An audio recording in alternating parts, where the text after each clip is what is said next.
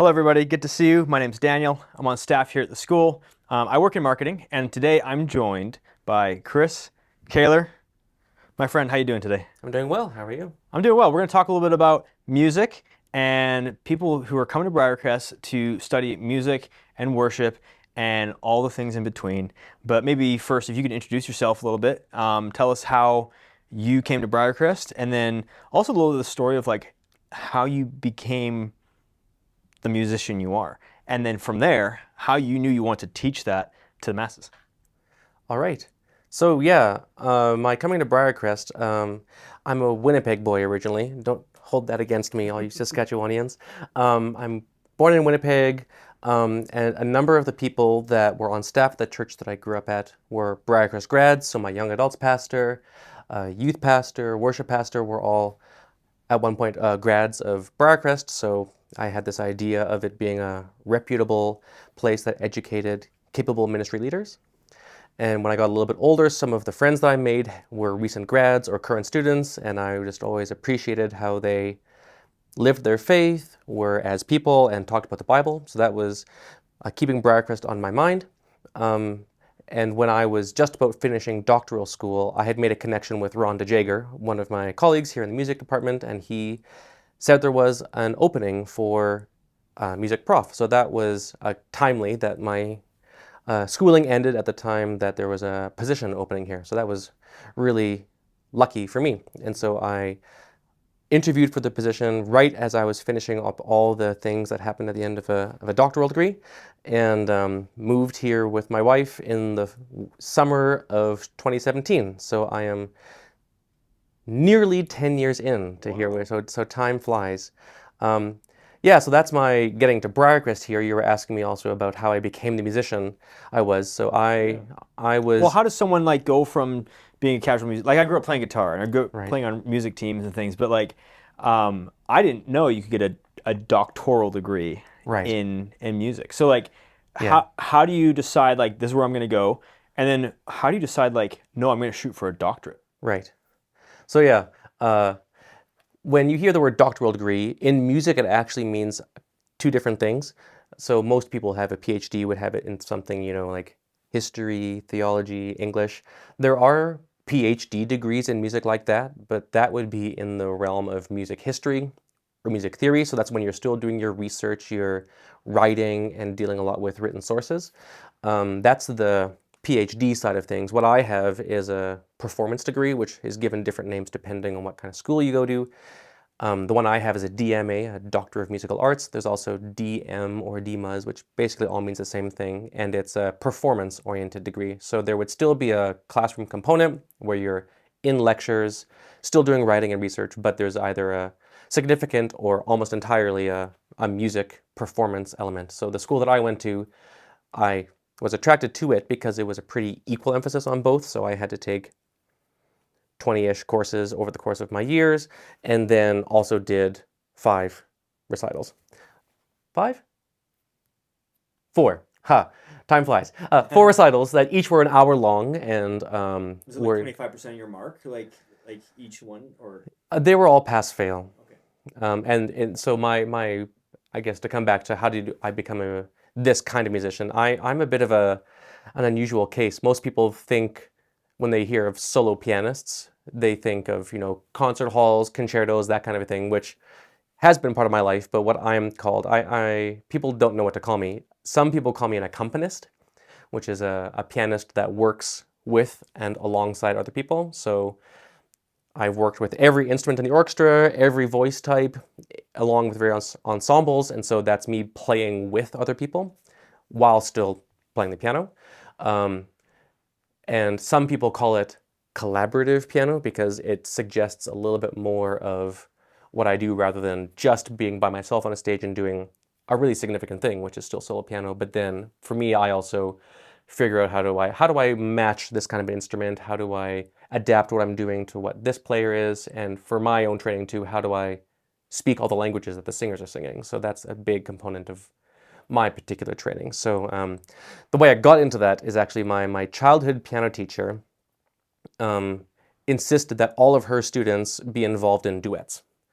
So some students grow up and all they ever play is just by themselves, but my teacher from a young age required that all of her students were involved in ensemble piano. So either two players on one piano, sometimes three if they're squishy enough, or sometimes two players on two pianos, and the really fun ones where you have four players on two pianos. So that was part of I just thought that was normal growing up as a kid. And so I was always assigned to this same duet partner, someone who would sit to my right and I would play along with him. And that gave me an aptitude for following, complementing, making music alongside with him. And basically that I think was the seeds of me thinking, oh, I can not only play the piano, but also make music with people. Because for most people, playing solo piano is a very solitary endeavor. Well, if you're making a career of it, you're spending 8 to 12 hours every single day practicing and then going on the road and doing your concerts and keeping several hours of music in your hands and head. So on top of doing all that, I did that with people, whether it was other pianists, singers, or instrumentalists. So my teacher got me thinking about that as a kid. And then when I went and did my undergraduate degree, which was just in solo piano performance, so I ended with doing a big recital, I was accompanying people all the way through. My teacher at the time was also teaching collaborative piano, accompanying, depending on how you call it. So I did my master's with her, had a second teacher, and they both saw promise. And so then I took a little time off between my master's and my doctorate and just worked in Winnipeg. And then I thought, well, I've made it this far. I really, really like school, and I auditioned at a bunch of places and yeah, got to that way. So that's sort of a both and. I'm a solo pianist, but also mostly someone who works with other players. Yeah, and something that you clearly are gifted in, and like that you continue to pursue. Like the Lord gives that gift, and it's amazing the application that you're able to give. Now, let's imagine someone is studying music and they love it, and they're in high school right now, and they're thinking, "I want to." I've heard of Briarcrest. Actually, I've been poking and looking at Briarcrest a little bit because I know it's a place that historically has had a very high level of musicianship, and you see that in the Christmas performances. You see that in like all the different types of performances, the summer stage and pieces like that. But say there's a student who's like now thinking about this and they want to know, is this the right type of program for me? Right. What would you say to them? Yeah. Briarcrest is pretty special in that you still have the option of, like you say, performing at a pretty high level, along with all the other offerings that Briarcrest has. Something that's, I think, very unique for music students here is that not only you get to perform as often as you do, so when I think of my own undergraduate degree, that's in many ways, especially singers here, but also for instrumentalists, they end up performing more here at Briarcrest than they would at maybe a bigger school. It's not just because we're smaller and there are fewer students, it's just that there's that many opportunities for people to perform. Do you guys intentionally build that into to get more performances for them? Yeah, there are things that are part of people's courses, so you can take lessons for credit, choir for credit, worship teams for credit, orchestra for credit. And so those big performances end up being not just something that you're practicing for throughout the year, but then also an event that is part of your grade. And so then it's baked into the degree that performing is an expectation and a joyful one at that. There's all kinds of student-led things that people can do, whether it's coffee houses, talent shows, the Sunday night surrender events, in addition to all the stuff that's for their curricular purposes.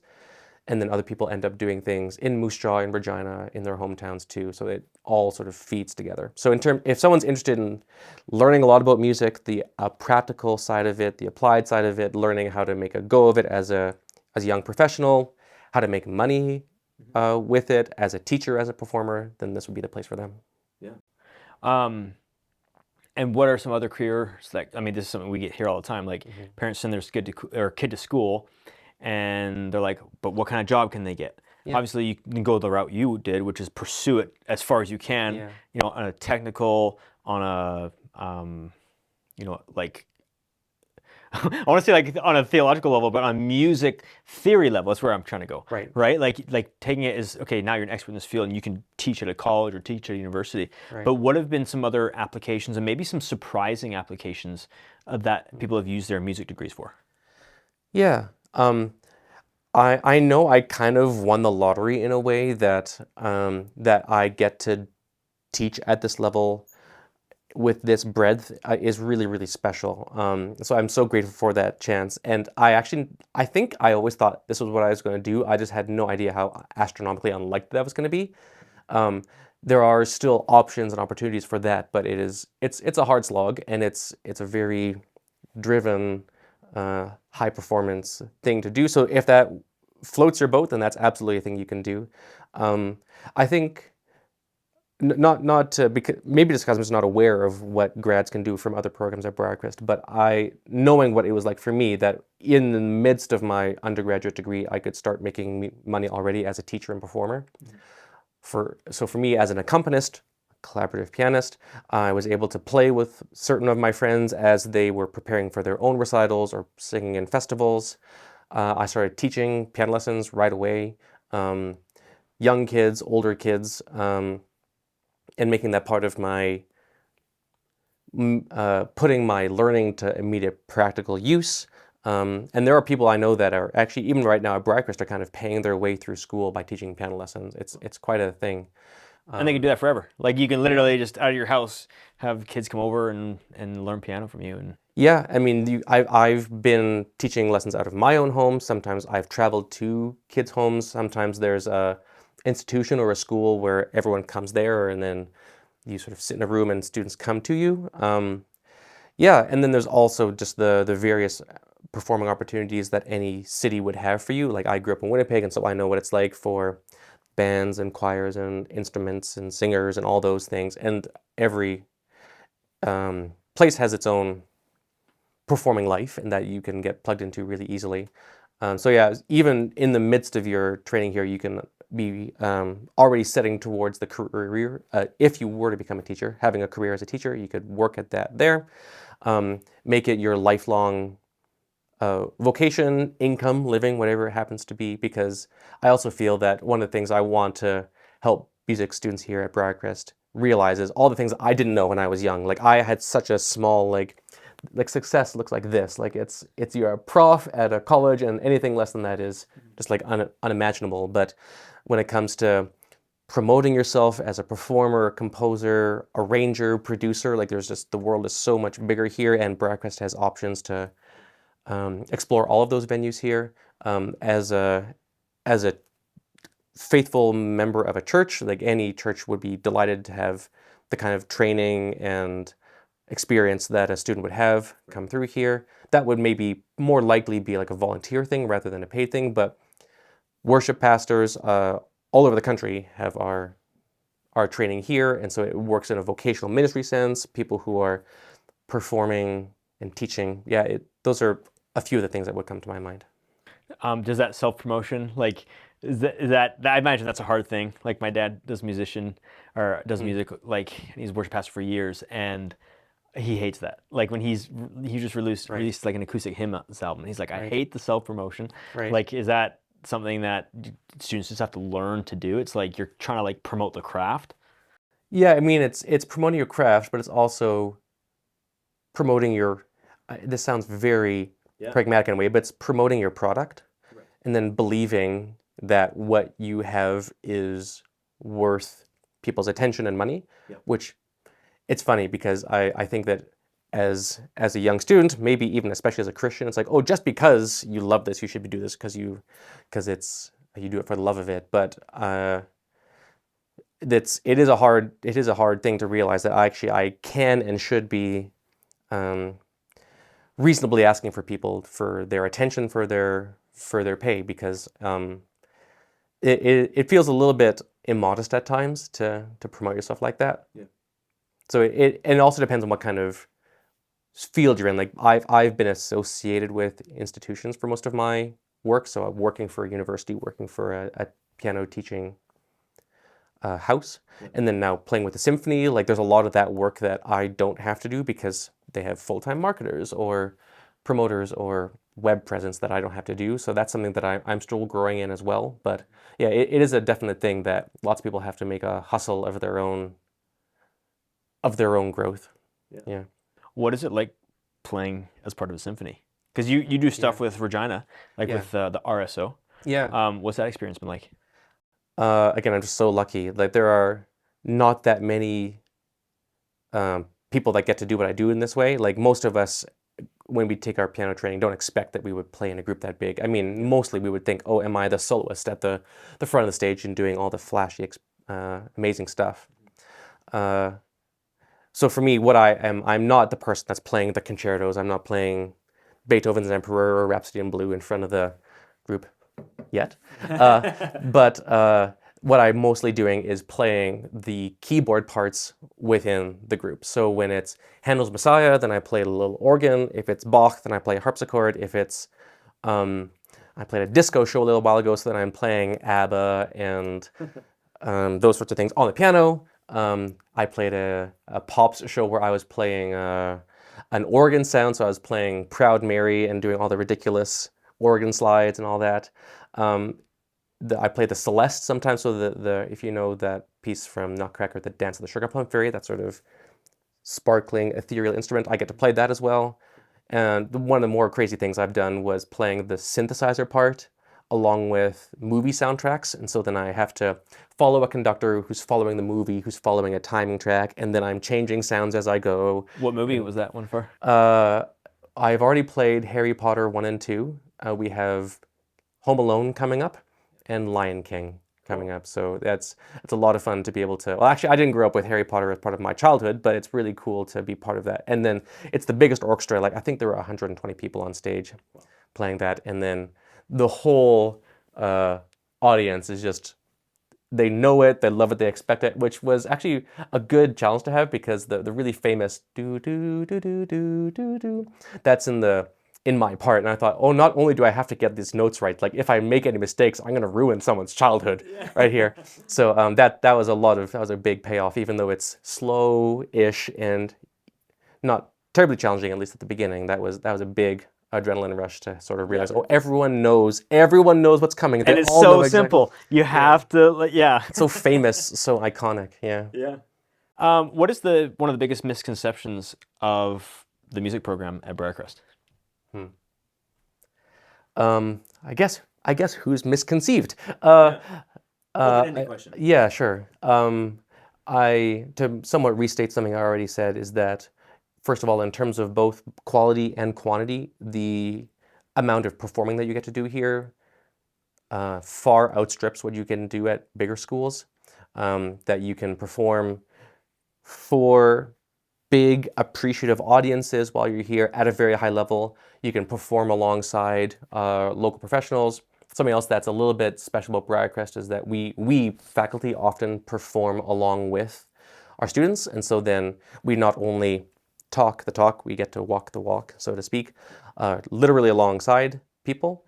I would also say that sometimes people would feel maybe on the one hand Briarcrest is just the Christian side, which is true. We can help you with how to play in both like a more formal liturgical church setting. We can help you perform to a high standard with the most recent trends in worship music. So whether it's playing organ or piano, whether it's playing along with a click and multi-tracks, we can do it all here. But then it's also some people might think, oh, there's nothing to do with the applied legitimate side of things. And we have singers singing very, very well here, players playing very well, whether it's piano, violin, and other instruments too. So I think that we have struck a really sweet spot here that we can offer so many things to so many students at such a high level. Yeah, and I think that's one of the things I appreciate about it is you're taking a form of art, a form of music that in some senses, like the classical people they're listening to pop music, right? Mm-hmm. They're not considering that as much, Mm-hmm. and it can quickly get lost. Yet by, I think you guys reaching for the top shelf, you're showing students like, no, this is what music can be. Mm-hmm. This is how you do it really well, and it gives you a foundation to do everything else. Mm-hmm. So you go through the work, learn it the right way Hmm. and then apply it in all these different areas. And I think if it's someone who's interested in music and then all these different areas, well, why not get classically trained in it Yeah. so you know it and Yeah. like it lives in you and then it comes out. Yeah, I feel like often people think that classical training sort of suggests, oh, this is the place where joy goes to die, Yeah. or that dreams sort of get snuffed out. And it's often the case that people get to the highest echelons of pop or worship music and haven't done that. But I would almost bet money that the people who have gotten to the very highest levels of where they are at whatever level have had some serious training. And I would bet money again that it's been seriously informed by the classical tradition because of all the hundreds of years of wisdom and practice that people have figured out over time. Like we offer the best of what that has to offer here. Yeah. You said something earlier, which was like researching music. Hmm. Like, there's not been, is there like new discoveries in music? Like, because there's rules that are written, Uh-huh. right? Like, talk about that. Yeah, so there's a lot of options available to what that could be like. So if you're thinking that I'm going on into music, doing higher level study, and then doing like the more history or theory side, um, again, I'm familiar with what I am. There's people who are discovering, like, for instance, people think that Bach and Handel sound a certain way, that they only ever played the notes on the page, and they would have been happy to hear our instruments, for instance, like our modern piano. And it's all not true, and that you are actually encouraged to have your own stamp on it. So one of the projects that I did in my schooling was, for instance, there's a romantic composer by the name of Franz Schubert, and people by that time normally feel that, well, by the time you get to that era, like the 1800s, then you sort of treat the score kind of like scripture, like you do exactly what it says, say those words, play those notes at that dynamic, at that speed, and that's what Schubert would have expected. But I found out in one of my courses that there's written proof that Schubert traveled around with a singer and he made up stuff on the spot, and changed the words, changed the notes, changed all manner of things. And my teacher said, this makes most people really mad. The idea that you can have this kind of license and have this much personal input into a performance. So I thought that was really provocative and productive, that I could not only do my best to steward what I had in the score that was there, but I could also um, add stuff, change stuff, subtract. And so I did one of, at my school, what they call it is a lecture recital. So the first half is talking about an idea, and then the second half is playing the idea. And I had a lot of people come who were, uh, most of the students that came were really amped about the idea that, oh, like I finally get to do this. Like, it seems to align with my best artistic impulses, but I've just never been given permission before. And then I also had, as my panel of faculty that were adjudicating me, they were really skeptical that they were inheritors of the just do as you're told because my teacher said that. Um, and so I got a lot of grilling over that one, and it was really fun to have basically read, as far as I could tell, everything that had ever been said about it, and to say, oh, well, actually, this is actually true. So in terms of new discoveries, the idea that you can add and subtract notes to what the composers, those dead white German guys, wrote, that's actually not only at that time sort of possible, but expected. Um, so that's one sort of side of discovery. When I think of more recent things, there are certain artists that push the boundaries, for instance, in pop music, that are doing really interesting stuff with production or mixing and mastering. And there are certain artists who are taking certain things like, what happens if I don't necessarily play in the same time signature all the way through? What if I don't play in the same tuning all the way through? Like, everyone's favorite musician these days, I think one of them is Jacob Collier, and he has this idea that, well, what happens if I don't actually sing in C or C sharp? What if I sing in like the key that's halfway through? What if I play in a groove that's not necessarily swung, but not necessarily this, but like precisely in the middle? So taking these raw elements of music and saying, what if we don't actually just do as we're told, and we find some other new way through? So those are some sorts of things that are available. It's so cool. Yeah. As we come to a close on this, what um, would you tell a prospective student who's looking at the music program, and what kind of counsel would you give them as they're considering this? Hmm. Yeah, so having been here for a while now, yeah, and having had students that were friends of mine coming through, having had mentors that came through, I think that this is a good bet. I was about to say a safe place, which is I think also true, but in terms of a place where you can rest assured that the things you're going to hear from your faculty and teachers in whatever setting you're in, you can rest assured that it's of the highest quality in terms of getting the truth and high level instruction. That's for sure going to be the case.